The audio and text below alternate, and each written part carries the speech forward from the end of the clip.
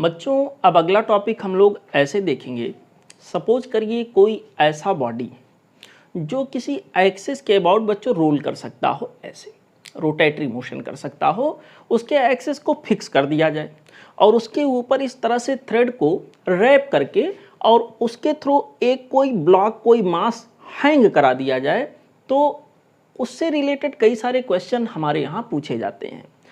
जो body hang कर रहा है उसका एक्सीलरेशन कितना होगा, उसकी वेलोसिटी कितनी होगी, उसके अंदर जो स्ट्रिंग था उसके अंदर टेंशन कितना आ जाएगा, इस तरह के सवाल बच्चों पूछे जाते हैं। तो देखें, इसको पूरा समझें कैसे क्या प्रोसीजर होता है। मेरे प्यारे बच्चों, यहाँ सिचुएशन ये है कि सपोज करिए दोनों साइड से हम कोई सपोर्ट यहाँ लगा दिए हैं, ऐसे दो साइड से हमने दो ऐसे सपोर्ट लगा दिए हैं जो कि फिक्स हैं, और इनके बीच में कोई ऐसी बॉडी जो अपने एक्सिस के अबाउट रोल कर सके या रोटेटरी मोशन कह लीजिए कर सके, उसको मैं यहाँ कनेक्ट कर रहा हूँ। जैसे सपोज करिए मे बी एक सिलेंडर हो, मे बी एक डिस्क हो, मे बी एक रिंग हो, ऐसा कुछ भी हो सकता है बच्चों। ऐसा कोई भी बॉडी मैं यहाँ पर इस तरह से कनेक्ट करने जा रहा हूँ, समव्हाट लाइक दिस, ऐसे, ठीक है बच्चों, समव्हाट लाइक दिस, कुछ इस तरह से बच्चों मैं इस बॉडी को कनेक्ट करने जा रहा हूँ। ये रहा एक्सिस, ये इस तरह से है। सपोज करें एक सिलेंडर का केस हो गया, डिस्क ले सकते थे, ठीक है बच्चों, या रिंग ले सकते थे, पुली ले सकते थे बच्चों। इस तरह से क्या होगा, ये ऐसे है और अपने खुद के एक्सिस के अबाउट ये रोटेट कर सकता है ऐसे। अब क्या करेंगे बच्चों, अब हम लोग ये करेंगे कि इसके ऊपर एक कोई स्ट्रिंग थ्रेड जो कि बहुत लाइट होगा, बहुत हल्का सा होगा, इस तरह से इसके ऊपर लपेट देंगे, इस तरह से जैसे सोलेनॉइड के ऊपर वायर लपेटे हुए होते हैं उस तरह से बच्चों यहाँ पर हम इसके ऊपर रैप कर देंगे लाइक दिस, ओके, ऐसे ऐसे। और यहाँ पर इसका एक टर्मिनल यहाँ से आ रहा है। मेरे प्यारे बच्चों, व्हाट विल हैपन, यहाँ के अंदर मैं क्या करूँगा, इसको यहाँ से बच्चों मैं ऐसे रिलीज करने जा रहा हूँ लाइक दिस, यहाँ से रिलीज करने जा रहा हूँ बच्चों। कभी ये बॉडी यहाँ रहा होगा, सपोज करिए यहाँ कभी रहा होगा, कभी ये जैसे ही मैं रिलीज करूँगा व्हाट विल हैपन, mg नीचे की ओर लगेगा, और mg नीचे की ओर जब लगेगा बच्चों तो ये डाउनवर्ड ऐसे शिफ्ट होगा, यहाँ के अंदर ये डाउनवर्ड ऐसे शिफ्ट होगा, यहाँ के अंदर emg इसका वेट यहाँ डाउनवर्ड लगा, और mg की वजह से यहाँ रस्सी के अंदर टेंशन फोर्स डेवलप हो गया स्ट्रिंग के अंदर। वही टेंशन फोर्स यहाँ पर इस स्ट्रिंग के ऊपर यहाँ तक गया, और वही टेंशन फोर्स यहाँ पर जो बॉडी आप देख रहे हो बच्चों, सिलेंडर फिलहाल मैंने ले लिया है, या कोई भी ऐसा बॉडी ले सकते हो जो अपने एक्सिस के प्रति, अपने एक्सिस के अबाउट बच्चों रोटेट कर सकता हो। यहाँ पे क्या होगा, ये इसमें टार्क देगा, और टार्क देने की वजह से ये अपने एक्सिस पर रोल करना शुरू कर देगा, और जब रोल करना शुरू कर देगा बच्चों तो सबसे पहला सवाल ये होगा कितने एक्सीलरेशन से ये डाउनवर्ड जा रहा होगा, एक्सीलरेशन क्या होगा, सबसे पहला सवाल यहाँ पर यही है। दूसरा सवाल ये होगा कि किसी पर्टिकुलर हाइट फॉल डाउन होने के बाद, मान लो यहाँ से छोड़ा गया था, तो किसी पर्टिकुलर हाइट फॉल डाउन होने के बाद उसकी वेलोसिटी कितनी हो जाएगी, ठीक है बच्चों। और यहाँ के अंदर बच्चों इस तरह के कई सारे सवाल पहले, और टेंशन फोर्स रस्सी में कितना आ जाएगा, ये सारी बातें यहाँ के अंदर हम लोग डिस्कस करने जा रहे हैं। देखो, मैं ये जो यहाँ के अंदर बच्चों मैंने बनाया हुआ उसका मैं क्रॉस सेक्शनल व्यू इधर से अगर देखूं तो कैसा प्रतीत होगा, अगर इसको कट करूं और देखूं तो कैसा प्रतीत होगा, वो मैं अलग से यहाँ पे बना देता हूँ। ये देखिए आप लोग, यहाँ पर क्रॉस सेक्शनल व्यू बच्चों, ये रहा एक्सिस जिसके अबाउट ये रोटेट कर रहा था।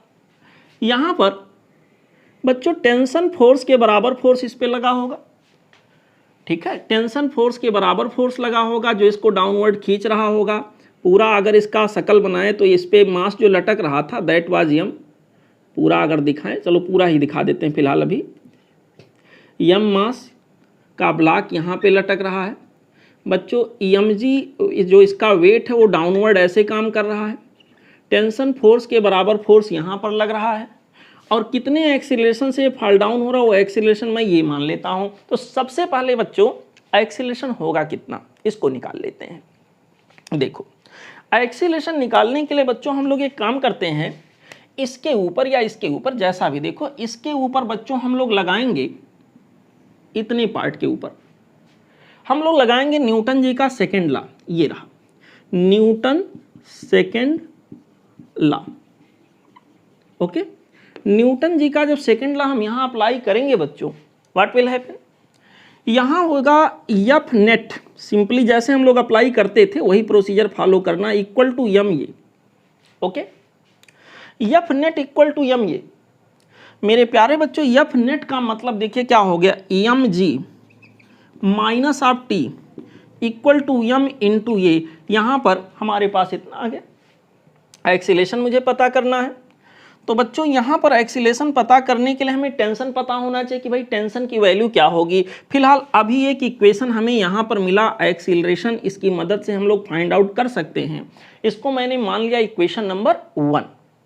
अब बच्चों यहां एक चीज ध्यान से आपको देखना है कि ये जो एक्सीलरेशन, जितने एक्सीलेशन से ये डाउनवर्ड आएगा उतने ही एक्सीलेशन से रस्सी डाउनवर्ड जाएगा, और वही एक्सीलरेशन यहाँ के लिए बच्चों टेंजेंशियल एक्सीलरेशन का काम करेगा। यहाँ पर ये टेंशन फोर्स यहाँ तक बच्चों जाएगा, ट्रांसमिट होगा, और ये टेंशन फोर्स इसको इसके एक्सिस के अबाउट, एक्सिस ये रहा जो मैंने पेन रखा हुआ है, ये एक्सिस रहा, एक्सिस के अबाउट बच्चों इसको टर्न कराएगा, रेडियस आर रहा इसका, ठीक है, यानी कि इसको टार्क देगा। तो यहाँ पर अगर बच्चों मैं यहाँ जाऊँ तो टार्क की वैल्यू, इस बॉडी पर टार्क की वैल्यू इस फोर्स के द्वारा कितना होगा, अगर मैं निकालने का प्रयास करूं टेंशन फोर्स के द्वारा, तो ये हमारे पास हो जाएगा tension force multiplied by force के लाइन ऑफ एक्शन का, जिस पॉइंट के अबाउट टार्क निकाल रहे हैं उससे परपेंडिकुलर डिस्टेंस, जो कि कितना है बच्चों, कैपिटल आर, रेडियस के बराबर, और यही इक्वल टू हो जाएगा आई इंटू अल्फा, टार्क की वैल्यू आई इंटू अल्फा। अच्छा, अगर इतना आप समझ चुके हैं बच्चों, तो थोड़ा सा और आगे बढ़ेंगे। यहाँ के अंदर T into R, this will be I into alpha. मेरे प्यारे बच्चों, जो एक्सीलरेशन आप यहाँ दिखाए हो, यही एक्सीलरेशन यहाँ इस स्ट्रिंग में भी आएगा। इनफैक्ट उतने एक्सीलरेशन से स्ट्रिंग डाउनवर्ड जा रहा है, तो ये जो एक्सीलरेशन यहाँ के अंदर आएगा, यही हमारे पास टेंजेंशियल एक्सीलरेशन भी कहलाएगा। और हमें पता है कि ए टी इक्वल टू होता है आर अल्फा, यानी कि बच्चों अल्फा की value A T divided by R. यहाँ जिसको मैंने ए टी लिखा है वो इनफैक्ट ये है। यहाँ इसका मतलब बच्चों हमारे पास ये हो गया ये बाई आर, ऐसे। तो अल्फा की जगह पर हम लोग लिख लेते हैं बच्चों ये बाई आर, ठीक। तो अब मेरे पास क्या बना यहाँ पर, मेरे प्यारे बच्चों टी की वैल्यू मेरे पास क्या हो गया, टी की वैल्यू सब कुछ निकाल करके यहाँ पर देखें, हमें निकालना है एक्सीलरेशन। एक्सीलरेशन निकालने के लिए टी को हटाना चाहते हैं, तो टी की वैल्यू हमारे पास बच्चों यहाँ के अंदर हो जाएगा आई इंटू ये डिवाइडेड बाई आर स्क्वायर। यहाँ पर मैं इक्वेशन नंबर 1 को मॉडिफाई करूँगा, M G minus of T, और टी की वैल्यू यहाँ से निकाल के रख लेते हैं। टी की वैल्यू बच्चों आ जाएगा आई इंटू ये डिवाइडेड बाई आर स्क्वायर, ठीक। टी के जगह पर आ गया I multiplied by A divided by R का square. This much will be equal to M into A. हमें ये चाहिए है एक्सीलेशन कितना होगा, जो कि इनफैक्ट टेंजेंशियल एक्सीलेशन है। मेरे प्यारे बच्चों, यहाँ के अंदर हमारे पास क्या होगा, यम जी इक्वल टू, यहाँ पर बच्चों हमारे पास कुछ ऐसे आ जाएगा। देखो यहाँ जो हमारे पास यम ये था, और इसको इधर करेंगे प्लस हो जाएगा I into A by R square, और आई को हम लोग लिख लेते हैं, या ऐसे रहने दीजिए, यहाँ से ए को कॉमन कर लीजिए। ये कॉमन करेंगे तो यहाँ पर ब्रैकेट के अंदर बचेगा क्या बच्चों, ब्रैकेट के अंदर हमारे पास बचेगा M plus of I divided by R square, ठीक है। तो हमें एक्सीलरेशन चाहिए है। एक्सीलरेशन निकालने के लिए हमारे पास हो जाएगा यहाँ के अंदर M G divided by, M G divided by, यहाँ के अंदर बच्चों आ जाएगा M plus of I divided by R का स्क्वायर, ठीक। यम से ऊपर और नीचे डिवाइड कर दो, तो बच्चों यहाँ के लिए एक्सीलरेशन की वैल्यू हमारे पास हो जाएगा जी डिवाइडेड बाई, यहाँ के अंदर बच्चों ये हो गया G divided by 1 plus I divided by M into R square. Okay, ये रहा बच्चों सिचुएशन। यहाँ जो यम यूज हुआ है, यम जी से, यम आया है यम जी से, इसका मतलब यम जो यहाँ पर है वो बच्चों इस बॉडी का मास है, ना कि इसका मास है। ठीक है बच्चों, इस सिलेंडर का मास या जो भी बॉडी यहाँ रहेगी, ये यहाँ यम नहीं है। यम किसका मास है? ये बॉडी जो यहाँ हैंग कर रहा था, जो हैंग कर रहा था, दिस इज यम। ओके, और आई क्या है? I is the moment of inertia of this body about this axis, about this axis, इसकी सिमेट्री एक्सिस के अबाउट। समझ में आ रहा बच्चों? ऐसे हो गया। यहां के अंदर ये हमारे पास आ गया एक्सीलरेशन। एक्सीलरेशन, इसी को आप टेंजेंशियल एक्सीलरेशन कह सकते हो, या कह सकते हो जितने एक्सीलरेशन से बॉडी फॉल डाउन होगा उसकी वैल्यू। ठीक है बच्चों? अच्छा, ध्यान रखिएगा। अच्छा, दूसरा जो सवाल यहां पर आएगा बच्चों, दूसरा सवाल हमारे पास ये होगा कि अगर एच हाइट ए फॉल डाउन हो चुका हो, एच हाइट ए फॉल डाउन हो चुका, सपोज करिए यहां से फॉल डाउन होना शुरू हुआ और एच हाइट नीचे तक गया, तो यहां के अंदर उसकी फाइनल वेलोसिटी क्या अटेंड हो जाएगी? अब देखो, सिंपल सा एक सिचुएशन हमारे सामने ये आ गया कि ये कोई बॉडी है, ये रहा बच्चों। अब ज़्यादा बवाल दिखाने की ज़रूरत नहीं है। ये बॉडी फॉल डाउन हो रहा है, इसका एक्सीलरेशन मुझे मालूम है। जब ये एच हाइट फॉल डाउन हो चुका होगा, जब ये एच हाइट फॉल डाउन हो चुका होगा, यहाँ से सपोज करो शुरू हो रहा है, जहाँ से शुरू होगा वहाँ वेलोसिटी 0, और जहाँ तक हम देख रहे हैं एच हाइट जब ये फॉल डाउन हो रहा है तो उसकी वेलोसिटी सपोज करिए v हो गया। ओके, यहाँ पर कितना होगा v की वैल्यू, ये हमें निकालना है। ठीक है बच्चों? एक्सीलरेशन का जहाँ तक सवाल है, g divided by this much, moment of inertia what ever जो भी है फिक्स है, रेडियस फिक्स है, मास फिक्स है जो लटक रहा है, तो एक तरह से कांस्टेंट एक्सीलरेशन मिला। गैलीलियो जी का इक्वेशन अप्लाई कर सकते हैं।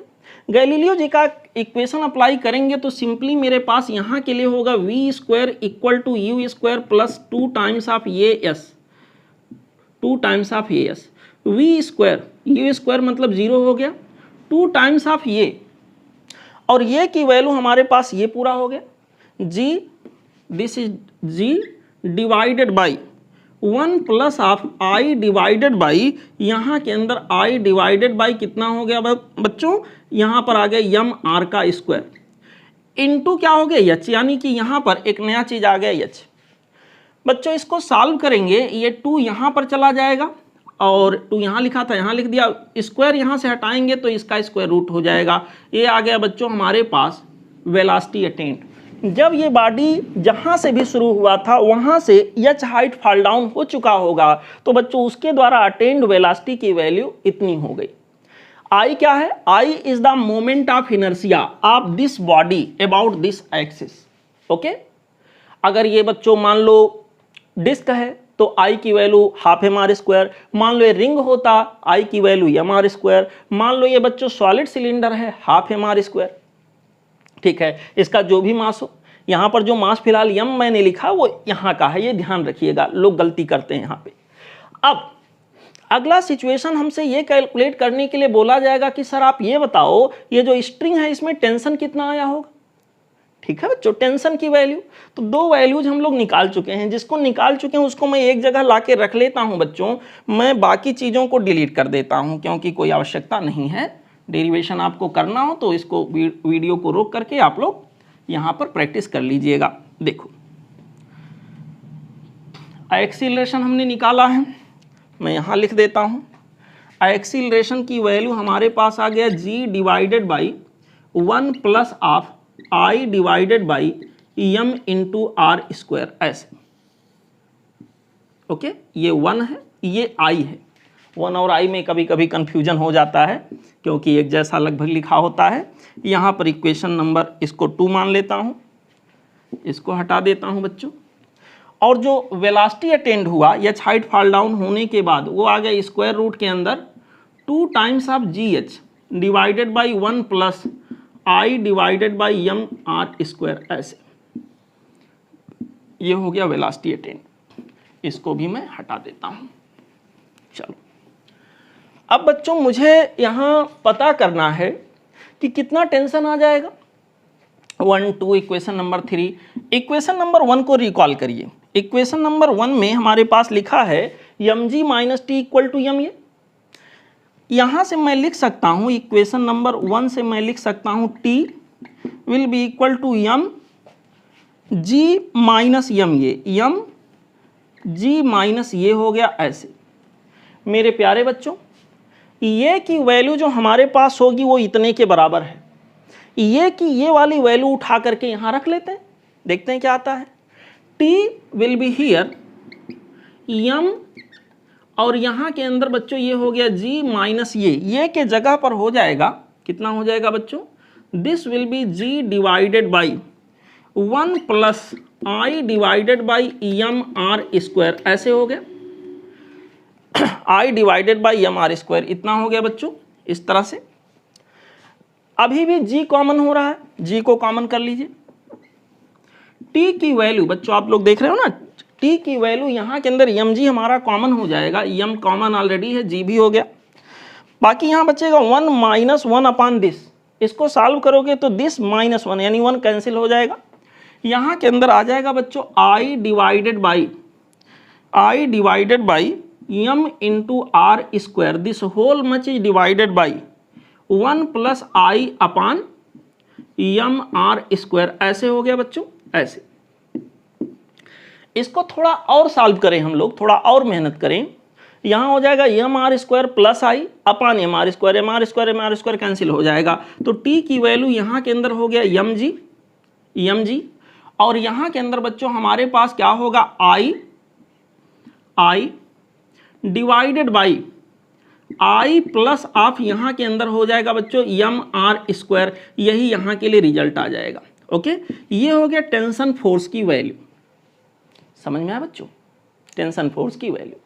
तीन चीज़ें यहाँ से ज़्यादातर पूछी जाती हैं, एक ये कि कितना यहाँ के अंदर वेलोसिटी अटेंड होगा जब वो एच हाइट फॉल डाउन हो जाएगा, कितना एक्सीलरेशन से वो फॉल डाउन हो रहा होगा, वेलोसिटी की वैल्यू, और इसके अलावा कितना टेंशन फोर्स स्ट्रिंग के अंदर डेवलप होगा। ये तीन सवाल ध्यान रखिएगा। उसके लिए बच्चों मैंने फार्मूला बना दिया, आप लोग चाहो तो याद रख सकते हो। ओके, अब जरा ध्यान से देखिए, यहाँ जो आई बार बार मैंने लिखा वो मोमेंट ऑफ इनर्शिया इस बॉडी का ये वाले एक्सिस के अबाउट, ठीक है। यहाँ पर मान लो इस बॉडी का मास इस बॉडी के मास के बराबर हो, अगर ऐसा स्पेशल सिचुएशन है, यहाँ पर इस बॉडी का मास, इसका मास कैपिटल एम था और इसका मास स्मॉल एम। अगर कभी सिचुएशन ऐसा हो, कभी अगर सिचुएशन ऐसा फिट बैठे बच्चों कि ये वाला मास यहाँ के बराबर हो जाए, capital M equal to small M, तो देखिए क्या परिवर्तन होगा इसमें, ये सब मैं हटा देता हूं। देखो बच्चों, इफ स्मॉल एम यानी इस ब्लॉक का mass equal to capital M, मतलब इस बॉडी का मास, तो पहला ये देखिए, आई के जगह पर मैं लिखूंगा कैपिटल एम इंटू के स्क्वायर, लिख सकता हूं ना। तो बच्चों यहाँ के अंदर कैपिटल एम इंटू के स्क्वायर, और उस केस में जब कैपिटल एम स्मॉल एम के बराबर होगा तो क्या होगा, कैपिटल एम स्मॉल एम बराबर होने के केस में कैंसिल हो जाएगा, तो यहाँ आ जाएगा के स्क्वायर अपॉन आर स्क्वायर। यानी एक्सीलरेशन की जो वैल्यू ऐसे सिचुएशन में हमें मिलेगा वो कुछ ऐसे होगा, this will be G divided by, कितना हो जाएगा बच्चों, 1 plus of K square upon R square, ऐसे हो गया। इस तरह का सिचुएशन बना। ओके, ऐसे। दूसरा हमसे बच्चों, दूसरा जो इक्वेशन है ये वाला, फिर इसी सिचुएशन में आई की वैल्यू एम इंटू के स्क्वायर रखेंगे, कैपिटल एम स्मॉल एम बराबर है, कैंसिल हो जाएगा। अगर ऐसा हुआ तो यहाँ आ जाएगा के स्क्वायर अपॉन आर स्क्वायर, यानी वी की वैल्यू ऐसे पर्टिकुलर सिचुएशन में मुझे क्या मिलेगा, स्क्वायर रूट के अंदर 2 times of G H divided by 1 plus of हो जाएगा के स्क्वायर अपॉन आर स्क्वायर, ऐसे आ गया बच्चों, ध्यान रहे ऐसे।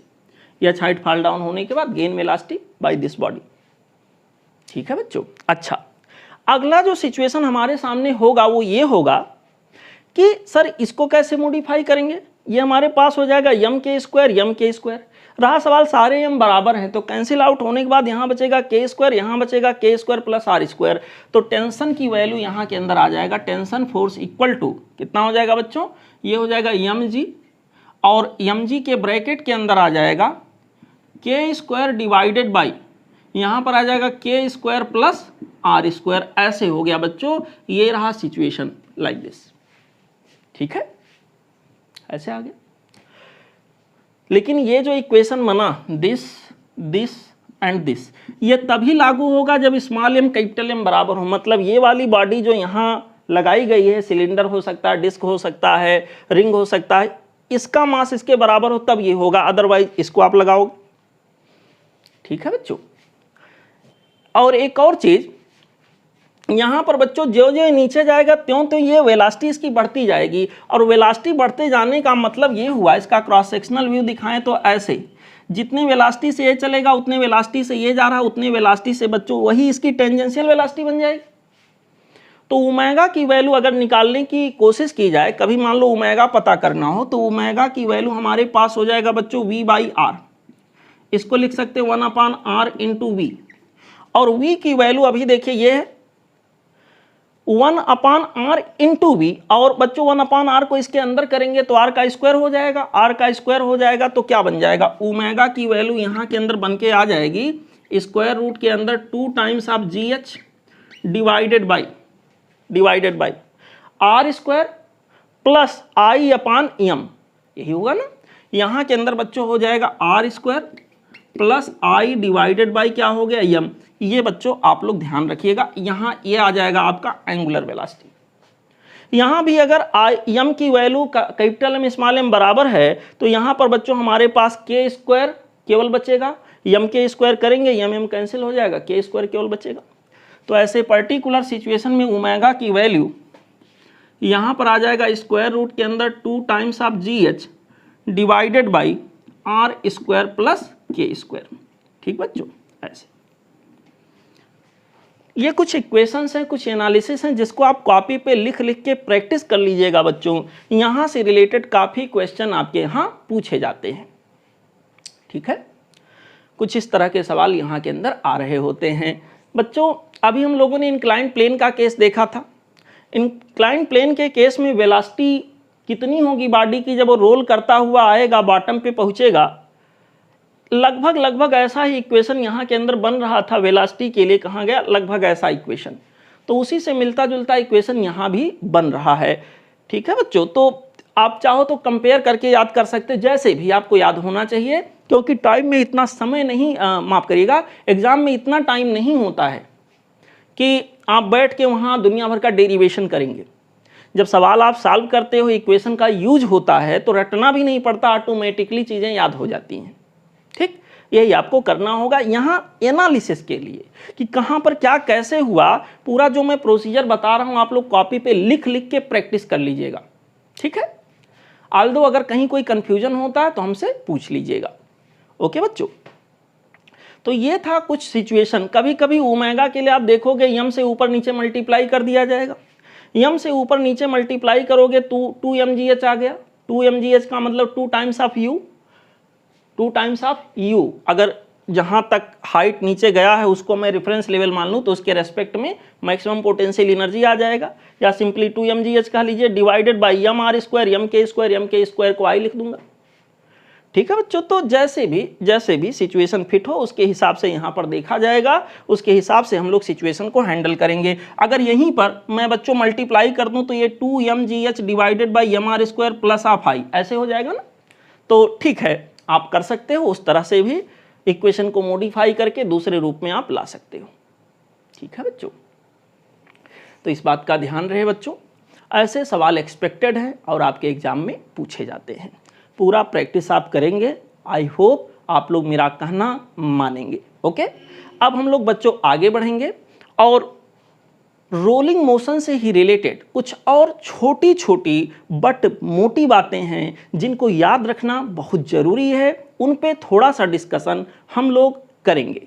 ओके, आइए कुछ छोटी छोटी बातों को सीखते हैं। बच्चों, हम लोगों ने प्योर रोलिंग मोशन के बारे में सीखा। देखिए, प्योर रोलिंग मोशन की कंडीशन क्या थी, पहले उस पर विचार करते हैं। ये कोई सरफेस है, ये कोई बॉडी है जो रोल कर सकने के लिए सक्षम है। ऐसे मेरे प्यारे बच्चों, यहाँ पर जब प्योर रोलिंग मोशन हो रहा था तो ये बॉटम वाला जो पॉइंट था, दिस पॉइंट, दिस वन, इसमें एक लीनियर वेलोसिटी थी। लीनियर वेलोसिटी बच्चों ट्रांसलेटरी वाली जो थी वो ऐसे, जो कि VCM के बराबर हुआ करता था। ये वाली वेलोसिटी VCM के बराबर था, जो कि V जनरली हम लोगों ने लिख दिया था। और अगर ये रोटेटरी मोशन भी इसमें मिक्स कर दिया जाए तो यहाँ की वेलोसिटी, अगर इसका रेडियस r है तो यहाँ के रेस्पेक्ट में यहाँ की वेलोसिटी बच्चों हमारे पास क्या मिल रहा था, r ओमेगा। मैंने कहा था ये वाला पॉइंट सपोज करिए पॉइंट ये है, ये वाले पॉइंट के बारे में विचार करिए। अगर बच्चों प्योर रोलिंग मोशन है, प्योर रोलिंग मोशन होने का मतलब स्लाइड बिल्कुल ना करे, और स्लाइड बिल्कुल ना करे बच्चों, जैसे मान लीजिए कोई ट्रैक्टर कहीं बच्चों कहीं पर फंस जाता कहीं वेट स्थान पे, तो क्या होता है, उसका पहिया देखिए घूमकर वहीं रह जाता है, तो वो रोल नहीं कर पाता। इनफैक्ट रोल करने के साथ साथ वो स्लिप भी करता है, स्लाइड भी करता है। तो यहाँ फिलहाल स्लाइड ना करे, प्योर रोलिंग मोशन हो, बिल्कुल रोड पे चल रहा बढ़िया से चलता जाए, यहाँ पर स्लाइड बिल्कुल ना करे। तो यहाँ पर for pure rolling motion, pure rolling motion के लिए बच्चों हम लोगों ने ये सीखा था, और ध्यान रहिए जिस सरफेस पर रखा है इस सरफेस की वेलोसिटी जीरो है। अभी सरफेस हमारा रेस्ट में है, ऐसा पर्टिकुलर सिचुएशन वैसे भी अंडरस्टूड होता, कहीं ना कहीं यहाँ सरफेस रेस्ट में है, जैसे रोड हो गया। यहाँ के अंदर बच्चों प्योर रोलिंग मोशन के लिए ऑलरेडी हम आपको बता चुके हैं, कंडीशन ये था VCM इक्वल टू क्या था, r ओमेगा। अगर पॉइंट ए की वेलोसिटी हम कहें तो पॉइंट ए की वेलोसिटी क्या है, 0, और पॉइंट ए की जो वेलोसिटी होगी बच्चों, रिलेटिव वेलोसिटी अगर देखा जाए तो वो होगा VCM minus of r omega, ठीक है बच्चों, VCM minus of r omega, VCM minus of r omega, this will be equal to 0। ये इधर लेके जाना चाह रहा था, इधर बच्चों लीनियर वेलोसिटी का अगर कंपेयर करें दोनों बराबर हो गए, नेट वेलोसिटी यहाँ पर आ गया VCM माइनस r ओमेगा, जो कि 0 हो गया। क्यों? क्योंकि यहाँ VCM इक्वल टू क्या हो गया, r omega, VCM minus r omega net velocity हो गया। मान लो ये 10 है, ये भी 10, क्या हो गया, 0। मान लो ये 15 होता है, 10 होता, तो 15 माइनस 10, नेट वेलोसिटी इधर आ जाता 5। समझ में आ रहा है? इसीलिए नेट वेलोसिटी निकालने के लिए VCM माइनस r ओमेगा किया। ये बच्चों मेरे पास हो गया प्योर रोलिंग मोशन की शर्त, इसको भी कह सकते हैं, इसको भी कह सकते हैं। अगर प्योर रोलिंग मोशन की शर्त ये है, मान लो मैं दोनों साइड को बच्चों t के रेस्पेक्ट में डिफरेंशिएट कर दूं तो क्या मिलेगा, देखो यहां पर मिलेगा dVCM over dt minus of, यहां के अंदर हो जाएगा r d omega over dt equal to 0, 0 का डिफरेंशिएशन 0। तो यहां के अंदर ये वाली वैल्यू हमारी आ जाएगी, ये CM acceleration of centre of mass minus r d omega और dt का मतलब अल्फा इक्वल टू 0। ठीक है बच्चों, यहाँ के मतलब ये हो गया कि acceleration of centre of mass जो होगा वो r इंटू अल्फा के बराबर होना चाहिए अगर प्योर रोलिंग मोशन है तो। ध्यान रहे इस बात का। अगला जो सिचुएशन हमारे सामने होता है बच्चों वो ये होता है कि अगर प्योर रोलिंग मोशन ना हो तो क्या होगा। इम्प्योर रोलिंग मोशन की बात करें, मतलब रोलिंग भी हो, एक होगा रोलिंग विदाउट स्लाइडिंग, ठीक है, वो कहलाएगा प्योर रोलिंग, और एक होगा रोलिंग विथ स्लाइडिंग, मतलब इम्प्योर रोलिंग। ठीक है, अभी तक हम लोगों ने जो डिस्कशन किया वो था rolling with sliding, rolling without sliding यानी प्योर रोलिंग। बच्चों अगर रोलिंग विथ स्लाइडिंग देखा जाए तो क्या होगा, रोलिंग विथ स्लाइडिंग। देखो बच्चों समझो ध्यान से, स्लाइड भी कराना है और रोल भी कराना है, हल्का सा फिसलते हुए कह लीजिए चलेगा बॉडी रोड के ऊपर या सरफेस के ऊपर। अब देखो दो वेलोसिटी में लड़ाई है, यहाँ जरा समझने का प्रयास करिए। ये वाली वेलोसिटी से खींच रही आगे, ये वाली इसे, सवाल उठा ये दोनों इक्वलाइज हो गए तो नेट वेलोसिटी ना तो ये इधर फिसला ना तो इधर फिसला। जरा सोचो दिमाग से कि अगर VCM R ओमेगा से ज्यादा हो जाए बच्चों, यहां पर VCM will not be equal to R omega, ये बात पक्का है अगर स्लाइड कराना है तो। इसमें दो सिचुएशन बनेंगे। पहला सिचुएशन ये बनेगा if VCM is greater than R omega. समझो बच्चों, अगर v cm r ओमेगा से ज़्यादा है तो बच्चों नेट वेलोसिटी इधर आ गया, नेट वेलोसिटी इधर आ गया, v cm minus r omega एक पॉजिटिव वैल्यू देगा, नेट वेलोसिटी इधर आ गया।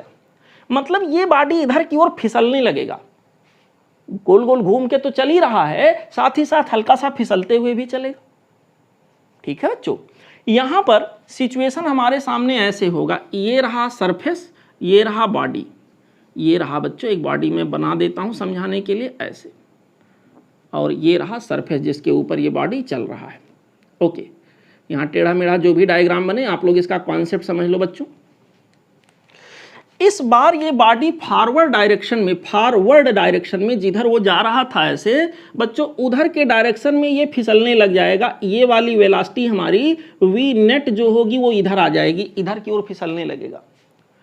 और इधर की ओर जब ये फिसलने लगेगा, जब बच्चों ये फिसलने लगेगा तो यहां पर क्या होगा, फ्रिक्शन फोर्स लगना शुरू हो जाएगा। इस बॉडी में जैसे ही मोशन आएगा, स्लाइड करेगा, तो यहाँ काइनेटिक फ्रिक्शन ऑन हो जाएगा। अभी तक प्योर रोलिंग में फिसल नहीं रहा था, स्टैटिक फ्रिक्शन का वहाँ कॉन्सेप्ट होता था, लेकिन अगर ये फिसलने लगेगा तो यहाँ बच्चों एक तरह से फ्रिक्शन फोर्स आ जाएगा। ये वाला फ्रिक्शन क्या करेगा, यहाँ पर बच्चों देखो mg का लाइन ऑफ एक्शन ऐसे गया, नॉर्मल फोर्स का ऐसे गया। यहाँ पे इस पॉइंट के अबाउट ये फ्रिक्शन फोर्स इसे क्या करेगा, ये ऐसे जा रहा था, ऐसे जा रहा था। अब बॉडी इधर की ओर जा रहा है, इधर की ओर स्लाइड होते हुए जा रहा है, नेट वेलोसिटी इधर की ओर आ गई और फ्रिक्शन ऑन हो गया। जैसे ही स्लाइड किया फ्रिक्शन इधर की ओर लगने लग गया। फ्रिक्शन जैसे लगने लग गया तो ये फ्रिक्शन इस बॉडी को सेंटर ऑफ मास के अबाउट इसे क्या करेगा, इसे बच्चों ये क्या करेगा, इसे रोटेट कराने की कोशिश करेगा।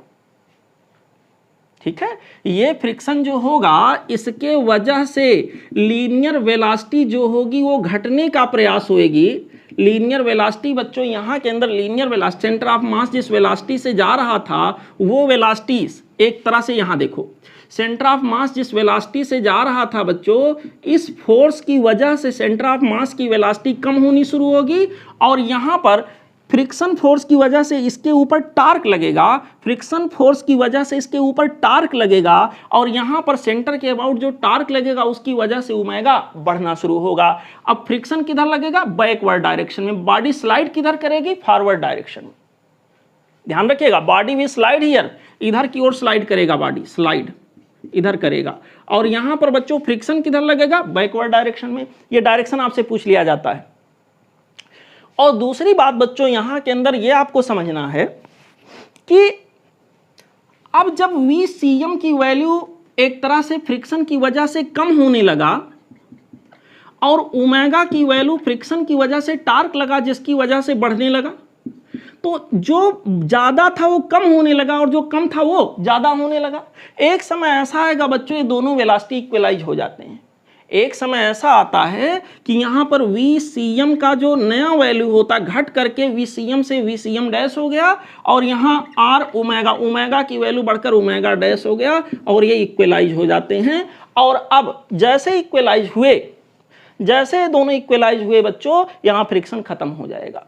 यहाँ पर जैसे ही VCM और R ओमेगा इक्वल हो गए, प्योर रोलिंग मोशन का कॉन्सेप्ट बन गया। यहाँ पर जब प्योर रोलिंग का कॉन्सेप्ट बन जाएगा बच्चों तो ये पॉइंट रेस्ट में आ जाएगा और रेस्ट में आ जाएगा, स्लाइड नहीं करेगा तो फ्रिक्शन लगना बंद हो जाएगा और वो कंटिन्यूअसली रोलिंग मोशन करता रहेगा।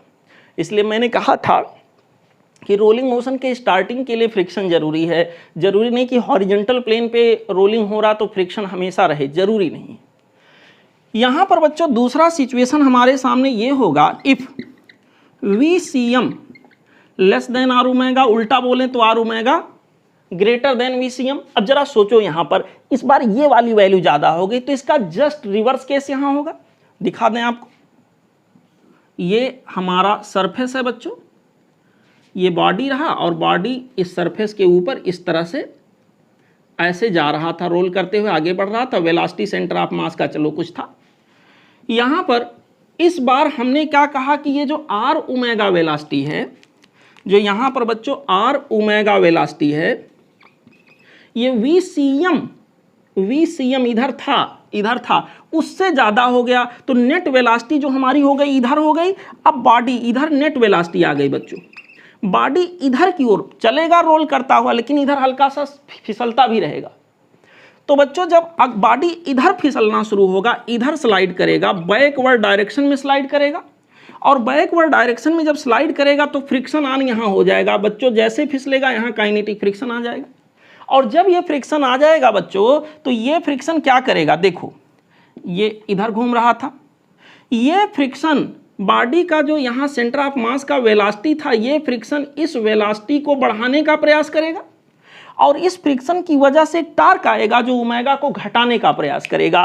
तो क्या होगा, फ्रिक्शन की वजह से टार्क लगा, टॉर्क लगने की वजह से ओमेगा घटने लगा, और बच्चों फ्रिक्शन की वजह से लीनियर वेलोसिटी जो VCM था वो बढ़ने लगा, जो कम था वो ज़्यादा होने लगा, जो ज़्यादा था वो कम होने लगा। तो बच्चों यहाँ पर एक सिचुएशन ऐसा कभी बनेगा, फाइनली क्या हो जाएगा, VCM बढ़ करके VCM डैश मान लो हो गया, और R ओमेगा घट करके R ओमेगा डैश हो गया। जैसे ही ये मेंटेन होगा, प्योर रोलिंग मोशन का कॉन्सेप्ट बन जाएगा। अब बिना स्लाइड किए बॉडी यहाँ पर बच्चों आगे बढ़ेगा और फ्रिक्शन यहाँ खत्म हो जाएगा। ठीक है, फ्रिक्शन तभी आएगा यहाँ हॉरिजॉन्टल प्लेन के लिए जब बॉडी यहाँ पर स्लाइड भी करे, अदरवाइज नहीं। ठीक है बच्चों, यहाँ पर सेल्फ एडजस्ट होगा, ऐसे कुछ सिचुएशन बनेगा, तो इस बात का ध्यान रखिएगा। यहाँ बस डायरेक्शन आपसे पूछ लिया जाता है, कौन किस डायरेक्शन में होगा। ठीक है बच्चों, अच्छा इतनी बातें अगर आप समझ गए हैं तो कुछ और छोटी छोटी बातें आप लोग जान लीजिए। यहाँ पे बच्चों मैं ये सब मिटा देता हूँ। एक और छोटी सी चर्चा बच्चों यहाँ से रिलेटेड कर लेते हैं। अभी तक हमने क्या कहा था कि ये वाला जो सरफेस है, जिस सरफेस के ऊपर यहाँ रोलिंग हो रहा है, प्योर रोलिंग मोशन का यहाँ कॉन्सेप्ट मैंने बताया था, ये सिचुएशन होंगे जबकि सरफेस स्टेशनरी है। मान लो एक सरफेस हो, ये रहा सरफेस, और इसके ऊपर कोई बॉडी हो बच्चों, ये ऐसे रोल, इसका सेंटर ऑफ मास इस तरह से जा रहा है आगे की ओर, और ये रोलिंग मोशन करता हुआ जा रहा है, और ये सरफेस भी आगे बढ़ रहा है। ये सरफेस जो है इस तरह से बच्चों, ये वेलोसिटी ऑफ सरफेस कह लीजिए, वेलोसिटी ऑफ सरफेस ऐसे। अब यहां पर पूछा जाएगा जब सरफेस रेस्ट में है तो रोलिंग मोशन की प्योर रोलिंग मोशन की कंडीशन, सर चलो ये हो गया, ये हो गया, ये हो गया। अगर ये सरफेस चल रहा हो किसी वेलोसिटी से और किसी एक्सीलरेशन से आगे बढ़ रहा हो, बच्चों अभी वेलोसिटी की बात कर लें, तो प्योर रोलिंग मोशन हो, उसके लिए क्या शर्त होगा बच्चों? उसके लिए शर्त ये होगा जितने वेलोसिटी से ये सरफेस जा रहा हो उतने वेलोसिटी से ये भी आगे बढ़ता रहे। यानी कि बच्चों यहां पर अगर सरफेस भी मोशन में हो, अगर सरफेस भी मोशन में हो, तो जिधर जितने वेलोसिटी से सरफेस मोशन में है, ये सरफेस है, ये बॉटम का पॉइंट है, सपोज करो यहाँ मैं हूं, तो सरफेस जितने वेलोसिटी से चल रहा है उतने वेलोसिटी से बच्चों मैं भी चलूं, तो ये वाला पॉइंट मतलब मैं और सरफेस साथ साथ चलेंगे, यानी हमारे रेस्पेक्ट में ये सरफेस रुका हुआ रहेगा, तो वही कंडीशन मेंटेन हो जाएगा। तो यहाँ के अंदर बच्चों प्योर रोलिंग मोशन होने की शर्त ये होगी, VCM minus of R omega, जो कि यहाँ के अंदर 0 था, वही इक्वल टू हो जाएगा velocity of surface, velocity of surface. अगर सरफेस मोशन में है तो प्योर रोलिंग मोशन की कंडीशन ये होगी। सरफेस रेस्ट में था तो V सरफेस की जगह क्या था? 0।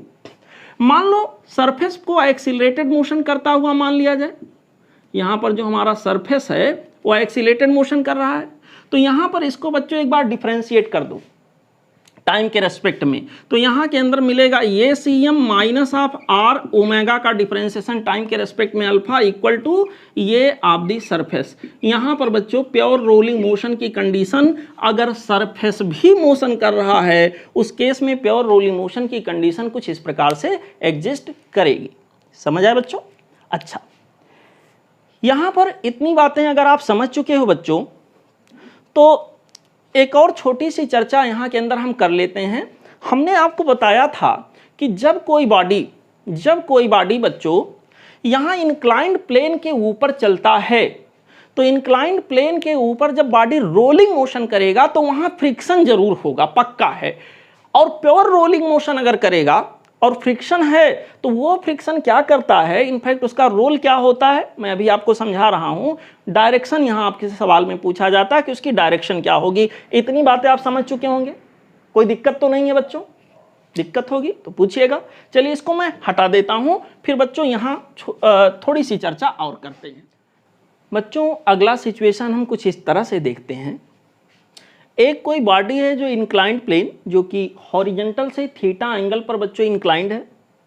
ये वाली जो बॉडी हमारी है बच्चों, ये वाली बॉडी यहाँ आप लोग ध्यान से देखो, इसके टॉप पर यूँ रखा है और ये रोलिंग मोशन करते हुए इस तरह से आने वाला है। तो अगर ये रोलिंग मोशन कर रहा है, इनफैक्ट प्योर रोलिंग मोशन कर रहा है, तो क्या सिचुएशन यहाँ बनेगा? देखो फ्रिक्शन का इनफैक्ट यहाँ रोल क्या होगा मैं आपको बताना चाहता हूँ। बच्चों इसका वेट जो होगा, वेट का मतलब mg, m इंटू जी, ये डाउनवर्ड काम करेगा, ऐसे वर्टिकली डाउनवर्ड। ठीक, यहां पर ये एंगल थीटा है, इसका एक component that is mg sine theta इधर काम करेगा। और मैं आपको ये चीज बता चुका हूं, अगर प्योर रोलिंग मोशन हो रहा है तो एक्सीलेटेड मोशन करते हुए आएगा, g sine theta divided by something कुछ यहां पर आ रहा था, हम लोग डिराइव कर चुके हैं। अच्छा, यहां पर बच्चों क्या होगा कि ये अगर एक्सीलरेटेड मोशन करता हुआ जाएगा तो इसकी एंगुलर वेलोसिटी जो लगातार बढ़ती जाएगी। इसका मतलब एंगुलर वेलोसिटी को बढ़ाने वाला कोई होगा। एंगुलर वेलोसिटी अगर बढ़ती जाएगी, इट मीन्स बच्चों एंगुलर वेलोसिटी को कोई ना कोई बढ़ाने वाला होगा। और एंगुलर वेलोसिटी को बढ़ाने वाला कौन होगा? एंगुलर एक्सीलरेशन होगा। और एंगुलर एक्सीलरेशन अगर है tau equal to I alpha, इसका मतलब टाउ होगा, टार्क होगा, टार्क सेंटर ऑफ मास के अबाउट लग रहा होगा। अब रहा सवाल, mg एक फोर्स है और एक फोर्स इसका एक कंपोनेंट बच्चों यहाँ mg साइन थीटा हो गया, यहाँ mg कॉस थीटा हो गया, और एक नॉर्मल फोर्स भी यहाँ लग जाएगा, नॉर्मल फोर्स। नॉर्मल फोर्स और mg का जो लाइन ऑफ एक्शन वो सेंटर ऑफ मास से पास हो रहा है बॉडी के। यहाँ पर मतलब mg और नॉर्मल फोर्स की वजह से टॉर्क की वैल्यू 0 है। तो बेसिकली टॉर्क मिल कहाँ से रहा है?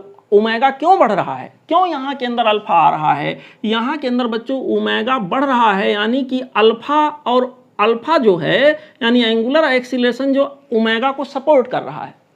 ये सपोर्ट कैसे होगा? इनफैक्ट यहाँ पे फ्रिक्शन लगने लग जाता है, और ये फ्रिक्शन क्या करता है कि ये पॉइंट तो प्योर रोलिंग मोशन में रेस्ट में स्टैटिक फ्रिक्शन का काम करता है। और ये जो स्टैटिक फ्रिक्शन होता है बच्चों, ये सेंटर ऑफ मास के अबाउट बॉडी को टार्क देता है, और टार्क की वजह से इसका जो एंगुलर वेलोसिटी है डाउन आते समय बच्चों एंगुलर एक्सीलरेशन यहाँ इसका बढ़ता जाता है, सॉरी एंगुलर वेलोसिटी इसका बढ़ता जाता है।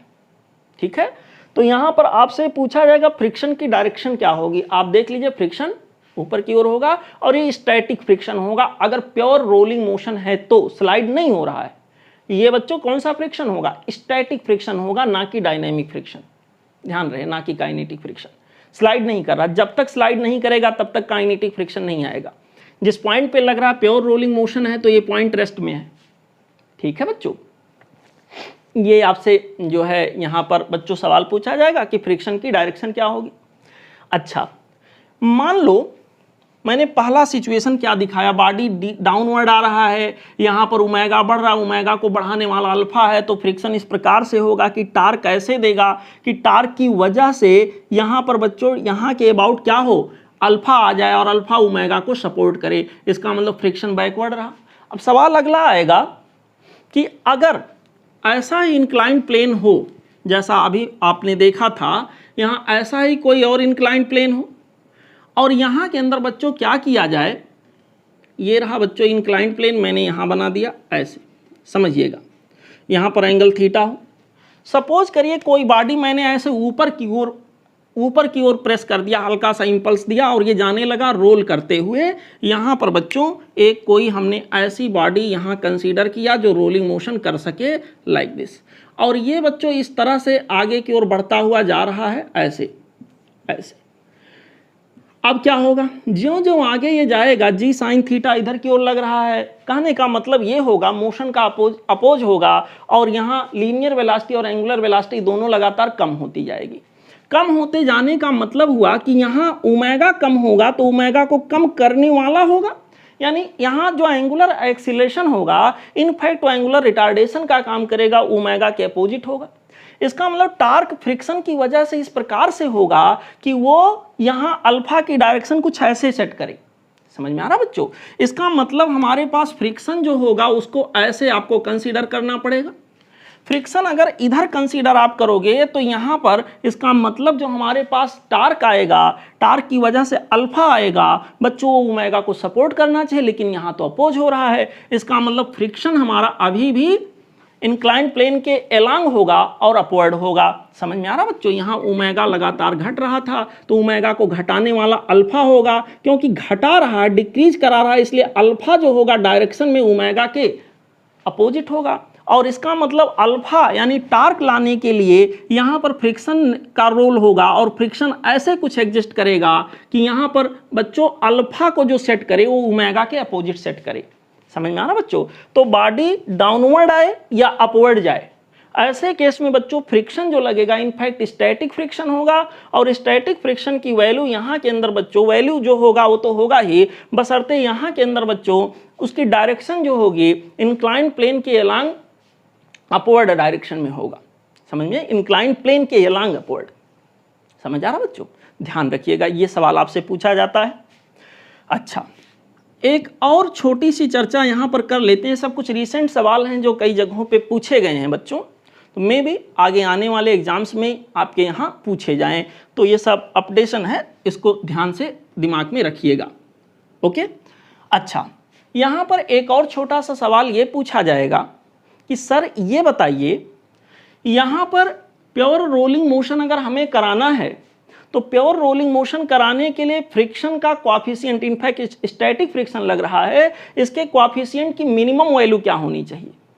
तो बच्चों यहाँ के अंदर कोएफिशिएंट ऑफ स्टैटिक फ्रिक्शन की जो मिनिमम वैल्यू यहाँ के अंदर होनी चाहिए, मिनिमम वैल्यू जो होनी चाहिए उसको आप लोग याद रखिएगा, वो होगा tan theta divided by 1 plus of R square divided by K square. इसको आप लोग दिमाग में बैठा लीजिएगा, यहाँ उल्टा होता, बाकी जितने आप लोग इक्वेशन पढ़े हो के स्क्वायर बाई आर स्क्वायर होता था, यहाँ are square by K square होगा, जहाँ थीटा क्या है? इंक्लाइंड प्लेन का हॉरिजेंटल से झुकाव है, इंक्लिनेशन है। ये बच्चों स्टैटिक फ्रिक्शन की मिनिमम वैल्यू होगी for pure rolling motion on inclined plane. ये भी सवाल आजकल प्रचलन में है, आ सकता है। ठीक है बच्चों? ठीक, इस तरह से बच्चों रोलिंग मोशन से रिलेटेड कॉन्सेप्ट था वो हम लोगों ने सीख लिया।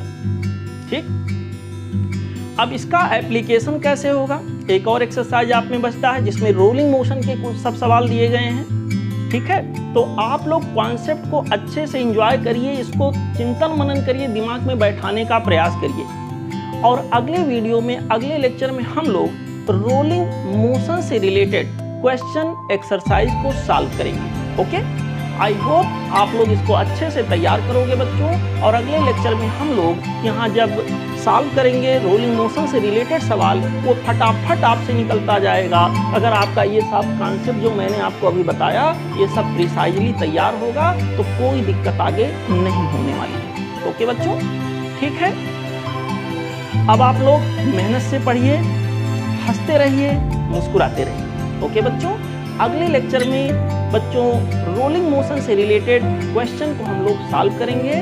ओके बच्चों, थैंक यू।